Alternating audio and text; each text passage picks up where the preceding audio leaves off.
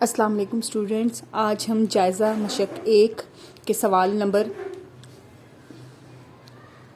10 को सॉल्व करेंगे। सबसे पहले हम सवाल को पढ़ते हैं, इसको समझते हैं। सलमा ने एक बैंक में 3,50,000 रुपये की सरमायाकारी की। इसका मतलब यह है कि बैंक में 3,50,000 रुपये जमा कराएंगे। जो सादा मुनाफा 7/4% सालाना की शरह से अदा करता है, यानी कि आपकी जो ये रकम है वो इतने की इतनी ही रहेगी और हर साल आपको इस रकम का 7/4% मिलेगा एक्स्ट्रा। ठीक है। और ये जो सादा मुनाफा इस तरह से ये एक्स्ट्रा होता है, ये सूद होता है जो कि इस्लाम में हराम है। अच्छा, 1/4 जो है उसका मतलब ये है कि 0.25, यानी कि एक के हिस्से हम करें ना 4, ठीक है, तो वो 1/4 का मतलब ये है कि 0.25। आप कैलकुलेटर से फाइंड आउट करें कि एक इकाई के 4 हिस्से किए जाएं और उसमें से एक हिस्सा यहाँ पर मौजूद है। ये आ गया 7.25 सालाना शरह से अदा किया जाएगा। इसका फार्मूला हमने पढ़ा हुआ है, ठीक है, ये तो होगी बात। फिर 2 साल की बाद इस शरह को बढ़ा के 8% सालाना कर दिया गया। इसका मतलब ये है कि टोटल रकम यही थी। 2 साल तक इससे मल्टीप्लाई करके जो आंसर आएगा, ठीक है, फिर उससे अगले जो 2 साल के बाद जो है वो इसका मुनाफा ये हो गया। तो अब हम 2 साल के बाद का जो मुनाफा मालूम करेंगे उसको 3,50,000 को हम 8% से ज़रब देंगे। मालूम करें कि 7 साल के इख्तिताम पर इसके पास कितनी रकम थी। अब 2 साल के लिए इससे मल्टीप्लाई करेंगे हम, टोटल 7 साल है ना, तो 5 साल के लिए हम इससे मल्टीप्लाई करेंगे। 5 और 2 7 साल हो गए, क्योंकि हमने 7 साल का इख्तिताम पे रकम बतानी है।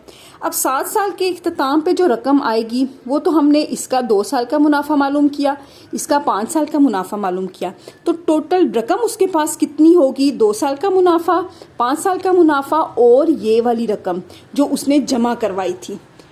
ठीक हो गया। तो अब हमने ये 3 चीज़ें हैं जिनको ऐड करेंगे तो फाइनल आंसर आएगा। एक ये वाली वैल्यू, एक इसके साथ मल्टीप्लाई करके वैल्यू और एक इसके साथ मल्टीप्लाई करके वैल्यू। चलें जिस क्वेश्चन को सॉल्व करते हैं। ये है हमारे पास सवाल नंबर 10। इसकी नेक्स्ट पेज पे इसको सॉल्व करते हैं। अच्छा जी, देखिएगा। अब ये देखिए इसका हल क्या है। फार्मूला मुनाफा जो हमें बैंक देता है उसका फार्मूला क्या होता है? असल ज़र, यानी कि हमने जो 3,50,000 जमा करवाए हुए हैं, मल्टीप्लाई बाय वक्त कितना था यहाँ पे 2 साल के लिए, और शरह क्या थी 7.25 डिवाइडेड बाय 100। मुनाफा मालूम करने के लिए इस फार्मूले को इस्तेमाल किया जाता है। अच्छा, पहले 2 साल का मुनाफे की शरह कितनी थी? ये है, ठीक है। पहले 2 साल का मुनाफा क्या हो गया?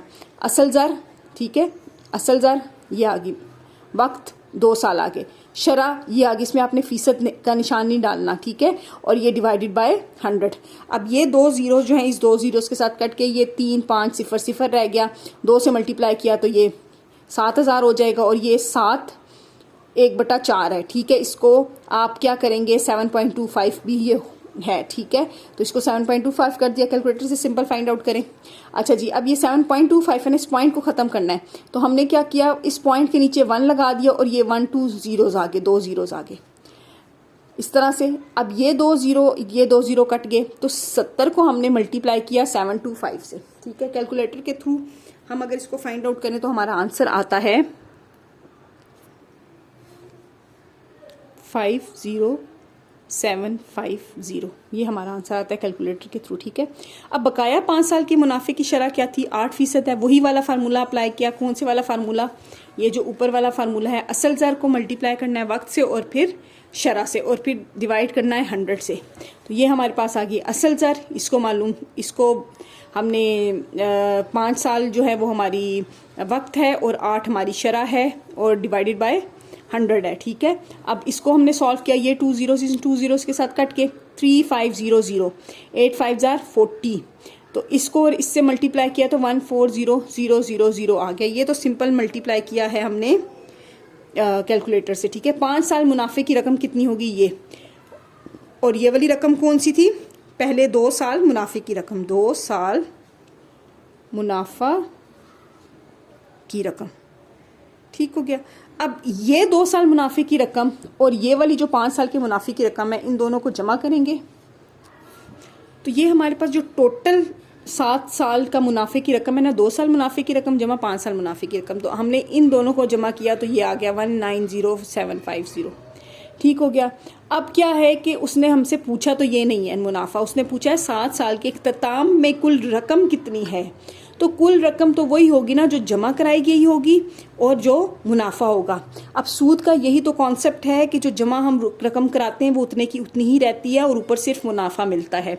नुकसान अगर जिस बंदे ने कर्ज लिया है नुकसान हो गया तो नुकसान में हिस्सेदारी नहीं होती, तो यही सूद होता है। तो ये जमा कराई गई रकम और मुनाफा, तो ये जमा कराई गई रकम है और ये मुनाफा है, इन दोनों को जमा किया तो टोटल 7 साल के इख्तिताम पे इसके पास ये रकम है और ये आपका आंसर है। आई होप आपको ये क्वेश्चन समझ आया होगा। अगर आपको कोई भी बात क्वेश्चन में समझ नहीं आती तो आप मुझे कमेंट में पूछ सकते हैं। आप चैनल को सब्सक्राइब करें ताकि मेरी जो नेक्स्ट वीडियो है वो आपको पता चल जाए कि कब आ रही है।